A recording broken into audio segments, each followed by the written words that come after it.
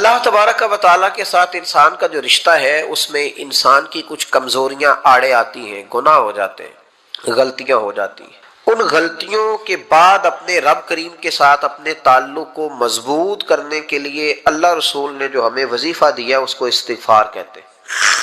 استغفار ویسے اس کا لغوی معنی تو ڈھانپنا ہوتا ہے، یہ غفر سے بنا ہے، لیکن اس کے اصطلاحی معنی یہ ہے کہ جو گناہ انسان سے ماضی میں ہو جائیں ان سے معافی چاہنے کا نام استغفار ہے۔ کچھ لوگ توبہ اور استغفار کا لفظ اکٹھا بولتے ہیں، لیکن توبہ کا معنی ہوتا ہے آئندہ گناہ نہ کرنے کا وعدہ کرنا، اور استغفار کا معنی ہوتا ہے پچھلے گناہوں سے اللہ کے حضور معافی مانگنا۔ اگرچہ مفہوم کے لحاظ سے یہ ہم معنی ہی بنتے ہیں، لیکن ان کا جو اصطلاحی مفہوم ہے وہ یہ ہے کہ جب آپ پچھلے گناہوں سے معافی مانگ رہے ہوتے ہیں تو اس کو استغفار کہتے ہیں۔ اللہ تعالیٰ نے اس استغفار کو بڑا پسند فرمایا، بڑا پسند فرمایا، اور یہ استغفار کے جملے مالی کو اتنے پسند آئے کہ اللہ نے نبی پاک علیہ السلام کو بھی حکم دیا، کہا محبوب آپ بھی میری بارگاہ میں استغفار کریں۔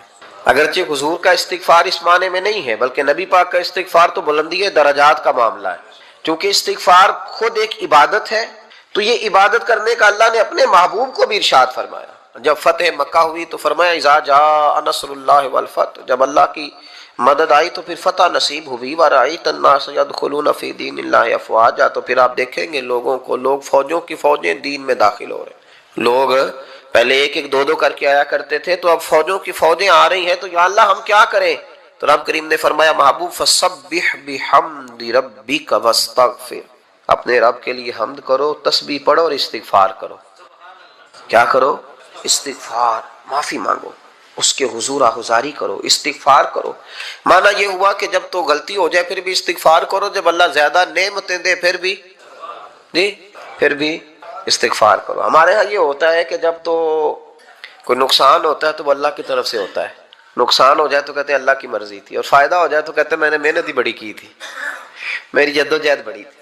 ایک بچہ ایک دفعہ میرے پاس کہیں انٹرویو کے لیے جا رہا تھا، تو دعا کرانے آیا، کہنے لگا میں نے وہاں جانا ہے، دعا کیجئے گا اللہ تعالیٰ کامیابی دے۔ میں نے دعا کی، کچھ اس کو پڑھنے کو بتایا، لیکن کامیاب نہ ہو سکا، لوٹ آیا۔ تو میں نے پوچھا کہ کیا بنا؟ کہنے لگا حضرت صاحب بس اللہ کی مرضی تھی، اللہ کی مرضی تھی۔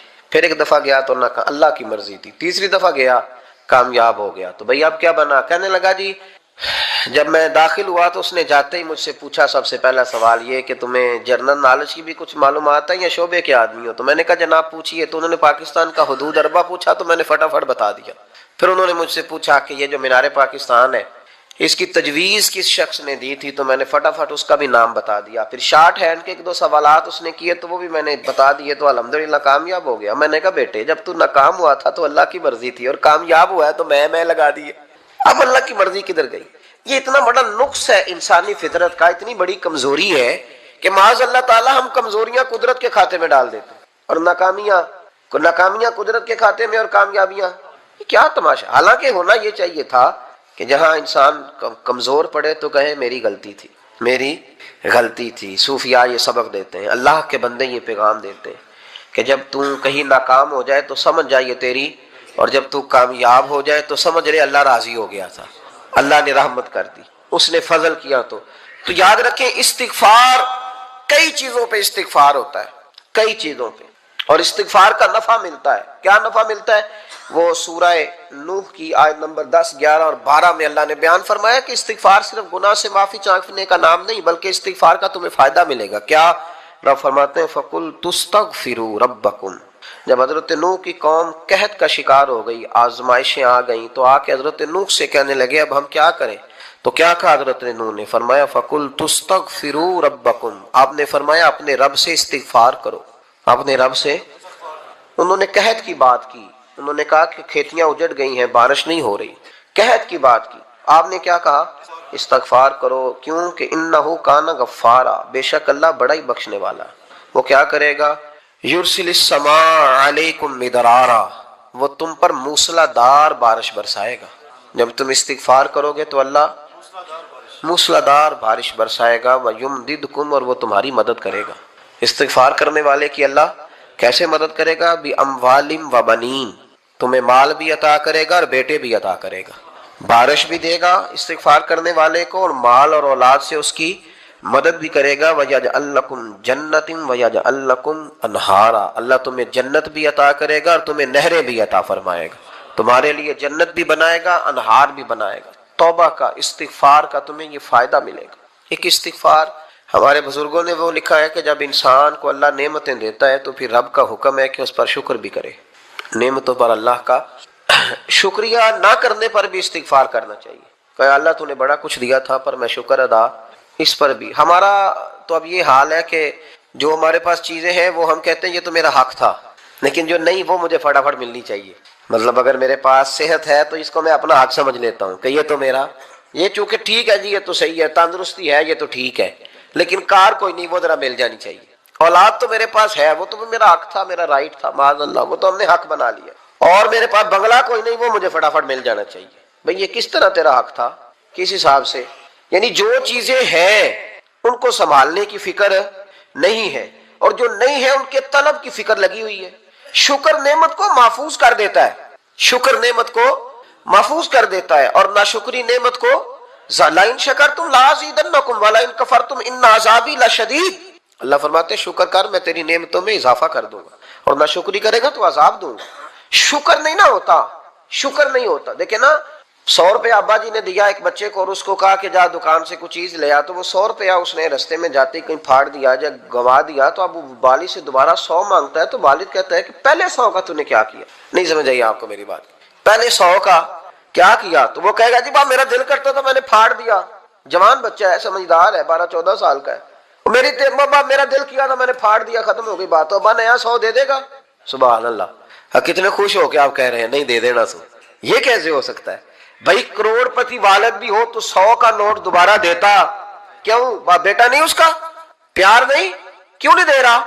وہ کہتا تو نے میرے پہلے 100 کی قدر نہیں ڈالی, نیا تجھے کیسے مل جائے؟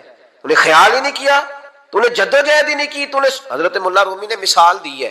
جناب رومی فرماتے ہیں کہ بغیر محنت کے لوگوں کو اللہ نے نعمتیں دی ہیں تو انہوں نے شکر ہی نہیں ادا کیا. اندھے سے پوچھ آنکھ کی قدر کیا ہے, پوچھ اندھے سے, پوچھ معذور سے کہ ٹانگوں پہ چلنا کتنی بڑی نعمت ہے. کبھی پوچھ اس سے جس کا مکان تو ایک کنال میں ہے پر رونے والا بچہ کوئی بھی نہیں. پوچھ اس سے جس کی جیبیں دولتوں سے بھری ہوئی ہیں پر کوئی نہیں کہتا کہ ابا 10 روپے دینا. پوچھ یہ کتنی بڑی تکلیف ہے. حضرت رومی نے لکھا ہے, وہ فرماتے ہیں کہ ایک والد تھا تو اس نے بڑی دولت کمائی تھی, تو اس کا بیٹا بے دریغ ہی اڑاتا رہتا تھا. کبھی ادھر پیسے بھگا دیے, کمائے نہیں تھے نا, محنت نہیں نہ کی تھی, کمائے نہیں تھے.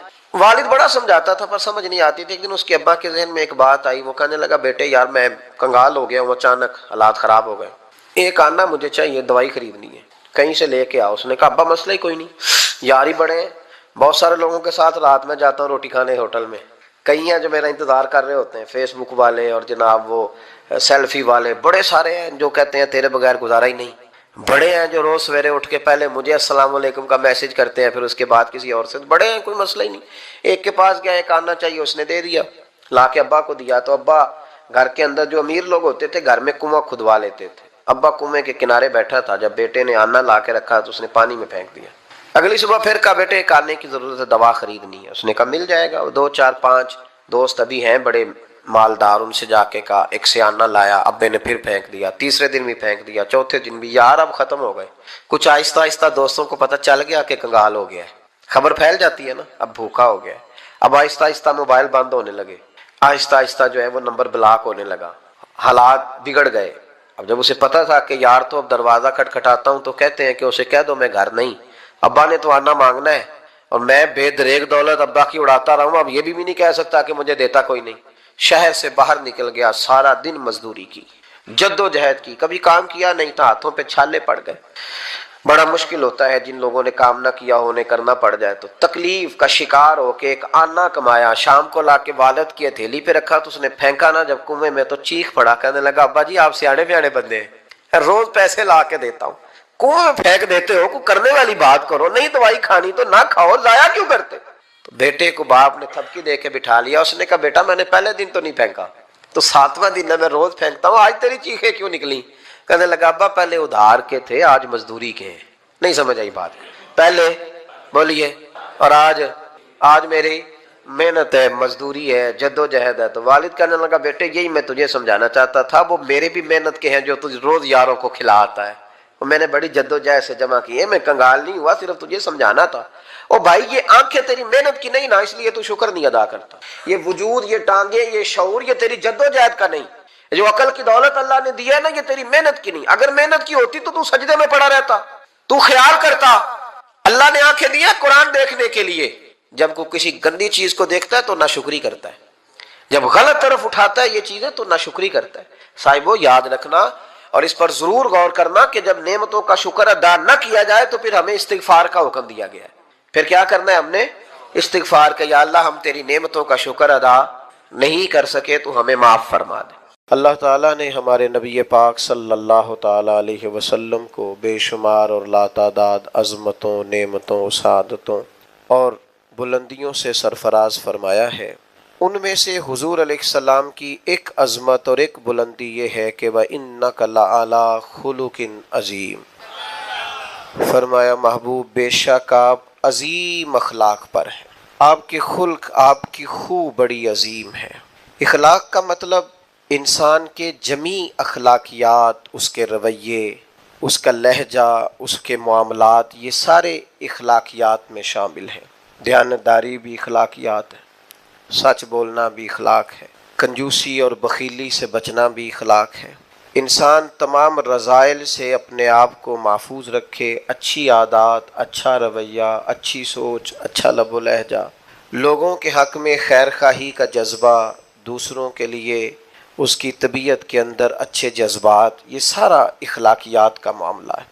نبی کریم صلی اللہ تعالیٰ علیہ وسلم نے اپنی تشریف آوری کے جو مقاصد خود بیان فرمائے، ان میں سے سرکار نے ایک بڑا مقصد یہ بیان فرمایا کہ میں تمہارے اخلاق کی تکمیل کرنے کے لیے دنیا میں آیا ہوں۔ انسان بڑا پکا نمازی ہو، بڑا پکا حاجی ہو، اس کا سارا لباس مذہبی ہو، اس کا دعویٰ بھی یہ ہو کہ میں بہت کامیاب دیندار آدمی ہوں، لیکن اس کا رویہ، اس کا لین دین کرنا، اس کا لوگوں سے معاملات کرنا، اس کا لوگوں کے بیچ وقت گزارنا یہ ٹھیک نہ ہو تو کوئی بھی اس کی نمازوں پر، عبادتوں، ریاضتوں پر بھروسہ کرنے کو تیار۔ اقبال کہتے ہیں یہ ذکر و فکر، یہ نیم شبی، یہ ریاض تیری خودی کے اگر پاسباں نہیں تو کچھ بھی نہیں۔ یہ جو کچھ تو بتا رہا ہے، عبادتیں، ریاضتیں، پرہیزگاریاں، یہ اگر تیرے اندر کوئی تبدیلی نہیں لا سکی، نماز بے حیائی سے نہیں روک سکی، اور تیرے صدقات و خیرات کرنا تیری زبان کو میٹھا نہیں کر سکے، تیرے لہجے کو حسین نہیں کر سکے، تو تیری ساری یہ عبادتیں نتیجہ خیز ثابت نہیں ہوئی۔ میرے بھائیوں، ہم جب دنیا کے اندر جاتے ہیں، لوگوں سے معاملات کرتے ہیں، تو لوگ ہماری دیانتداری سے، ہماری سچائی سے، ہمارے وعدوں کی پابندی سے، ہمارے اخلاص سے، ہماری عاجزی سے، ہماری محبت سے ہمیں پہچانتے ہیں۔ لوگ لوگوں کو وردیوں سے نہیں پہچانتے۔ لوگ جب لوگوں کے ساتھ معاملات کرتے ہیں تو پھر انہیں اندازہ ہوتا ہے کہ یہ انسان کس طرح کا ہے۔ نبی پاک صلی اللہ تعالیٰ علیہ وسلم نے ارشاد فرمایا کہ تمہیں پتہ ہے مجھے سب سے زیادہ پیار کس سے ہے اور قیامت کے دن میرے سب سے زیادہ قریب کون ہوگا؟ امتی کی ساری زندگی یہ دوڑ رہتی ہے کہ میں کسی طریقے سے قرب مصطفیٰ کو پاؤں۔ نبی پاک علیہ السلام کی نگاہ کرم مجھ پہ ہو تاکہ دنیا میں بھی، قبر میں بھی، حشر میں بھی، آخرت میں بھی میرے معاملات سنور جائیں۔ تو یہ بہت بڑی سعادت مندی ہے کسی کے لیے کہ حضور اسے اپنا محبوب کہیں اور قیامت کے دن اسے سب سے زیادہ قریب بٹھائیں۔ تو کریم فرمانے لگے تمہیں پتہ ہے میرا محبوب کون ہے اور قیامت کے دن میرے سب سے زیادہ قریب کون ہوگا؟ اور یہ بات حضور نے 3 دفعہ ارشاد فرمائی۔ فرمایا جانتے ہو میرا محبوب کون ہے؟ جانتے ہو قیامت میں میرے سب سے زیادہ قریب کون ہوگا؟ حضور تو اشارتاً بھی کوئی بات کریں تو بڑی بات ہے، 3 بار ایک بات کو دہرا کے محبوب نے فرمایا میرا سب سے زیادہ محبوب وہ ہے اور قیامت کے دن میرے سب سے زیادہ قریب وہ ہوگا جس کے اخلاق زیادہ اچھے ہیں۔ ساری محنت اپنے ظاہر پر نہ کریں، سارا وقت کپڑوں کو سجانے سنوارنے میں نہ گزار دیں، سارا ٹائم اپنی تصویروں کو درست کرنے میں ضائع نہ کر دیں۔ اپنے رویوں کو، اخلاقیات کو، اپنے معاملات کو، اپنے اٹھنے بیٹھنے کو، اپنی روزمرہ کی زندگی کو اچھے طریقے سے آراستہ کریں، مزین کریں۔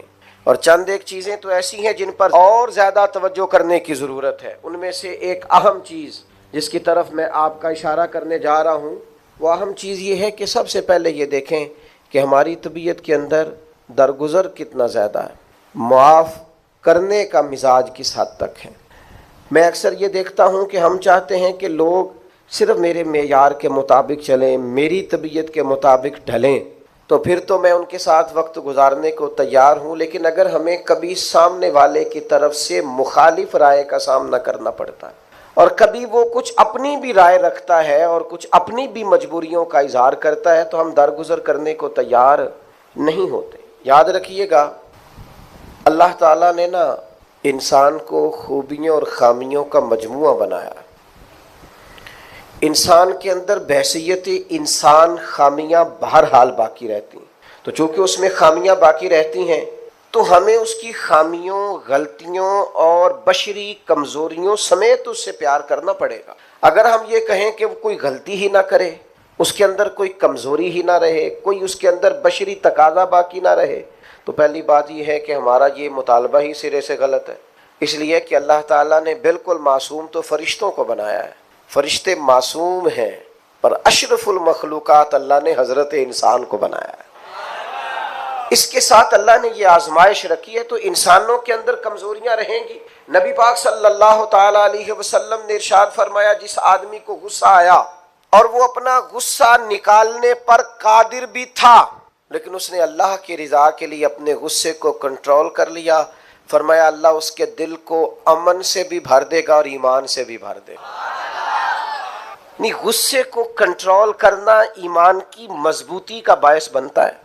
ہوں گے کچھ لوگ بیچارے جو کمزور ہوں گے، کچھ نہیں کہہ سکتے، آپ کا غصہ سہتے ہوں گے، یا کچھ ایسے لوگ ہوں گے جو آپ سے محبت بے پناہ کرتے ہوں گے، اس لیے آپ کا غصہ برداشت کرتے ہوں گے، لیکن حضور نے جو ہمیں اخلاقی رویے سکھائے ہیں ان میں تو محبوب نے فرمایا وہ پہلوان ہے جو اپنے آپ پر کنٹرول کرے، اپنے آپ کو قابو میں رکھے، اپنے غصے کو، غیظ و غضب کو وہ ذرا سنبھال کر رکھے۔ ہم اپنے آپ پر کنٹرول نہیں رکھتے، بہت ساری باتیں ہیں جو ہم کر لیتے ہیں، لیکن چونکہ مومن ہیں، حضور علیہ السلام کے غلام ہیں، مجھے اچھی طرح پتہ ہے کہ سینکڑوں ہزاروں لوگ ایسے ہیں جن کو بعد میں پچھتاوا ہوتا ہے کہ مجھے یہ بات نہیں کرنی چاہیے، مجھے اس طرح کا رویہ نہیں رکھنا چاہیے۔ کچھ بولیاں بول لیتے ہیں لیکن چونکہ اندر ایک مومن بستا ہے، حضور کا غلام بستا ہے، تو پھر دل پچھتاتا ہے، سینے میں بات کھٹکتی۔ میرے بھائی بہت پہلے سے اپنے اوپر کنٹرول کریں، اپنے آپ کو غیظ و غضب سے، ناراضگی والے جملے بولنے سے بچائیں۔ ہاں بالکل ناراض نہ ہونا بھی زیادتی،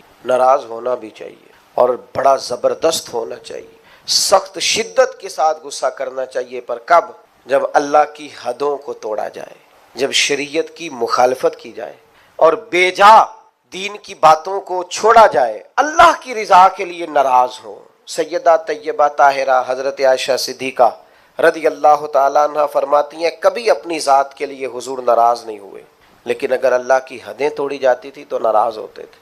چاہیے نا والد کو کہ بیٹا جان بوجھ کے نماز چھوڑ دے تو ناراض ہو، بیٹی پردہ نہ کرے تو ناراض ہو، چاہیے نا اسے کہ اگر اس کے گھر کے اندر کوئی غیر شرعی کام ہو رہا ہو تو وہ ناراضگی کا اظہار کرے، حکمت کے ساتھ سمجھائے، دانائی کے ساتھ تبدیل کرنے کی پوری کوشش کرے۔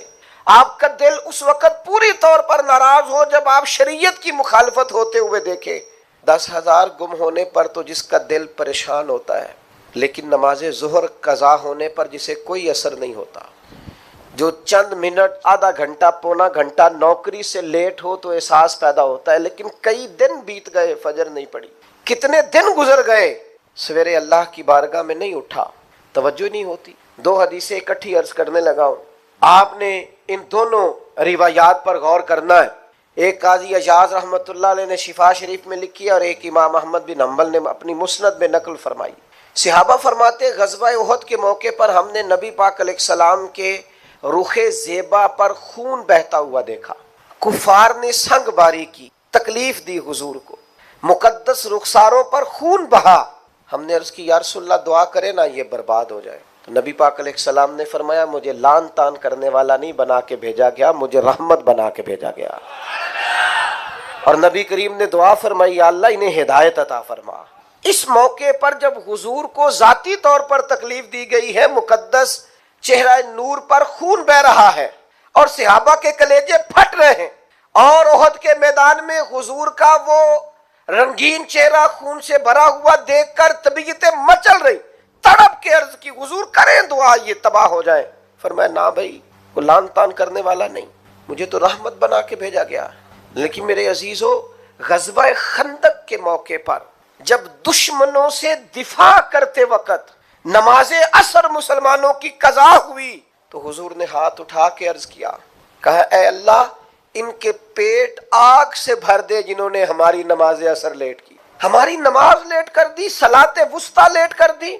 हमें तेरे हुजूर झुकना था, हमें वो नमाज पढ़नी थी जो बड़ी कीमती है, नमाज असर, इन्होंने हमारी नमाज लेट कर दी, इनके पेट आग से भर दे। हुजूर का सारा चेहरा लहू से भरा है, पर जात के लिए दुआ नहीं की कि ये तबाह हो जाएं, पर एक नमाज लेट हो गई। सहाबा की असर कज़ा हुई तो करीम ने हाथ उठा के कहा, या अल्लाह भर इनके पेट आग से। ओ संगियो, आओ यारो, अपना इखलाक तो देखें। मेरी भी फजर कज़ा है, मेरे पुत्र की भी कज़ा है, मेरी जवान बेटी भी जम के सो रही, कभी माथे पर शिकन तक नहीं आई, लेकिन मेरी रोटी लेट हो जाती है तो मैं सारा घर सर पे उठा लेता हूँ, जमीन आसमान एक कर देता हूँ। मेरे बच्चे, आपके बच्चे हमारी निगाहों के सामने वो पूरी तरह बुरी सोसाइटी का शिकार हो जाए और वो जाने किस किस गुनाह में लग जाए, माज़अल्लाह शिकन तक नहीं आती, लेकिन मेरे कपड़े वक्त पर इस्त्री नहीं हुए, मुझे टाइम पर फुला चीज नहीं दी गई, आसमान सर पे उठा लिया जाता है। हुजूर ने तो हमें ये इखलाक सिखाया है कि लहू से तेरा वजूद भी जात के लिए भर दिया जाए तो जुबान से लान तान न करना, ये तेरे नबी का तरीका है।